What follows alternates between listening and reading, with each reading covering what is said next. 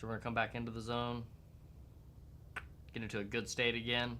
Go back to our DCS User Models this time.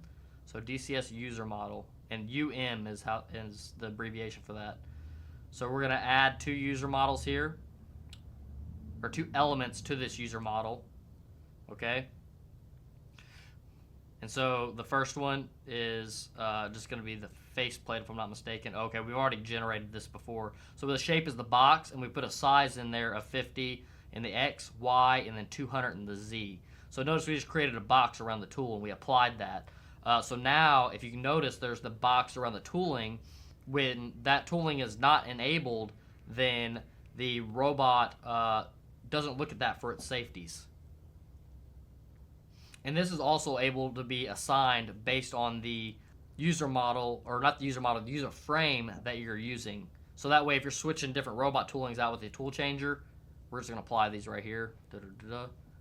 So anytime you make a change to DCS, you have to reapply the settings, cycle power again. But if you have an automatic tool changer and you're changing out toolings, it's very important because now you can enable different DCS zones for the particular style of toolings that you have.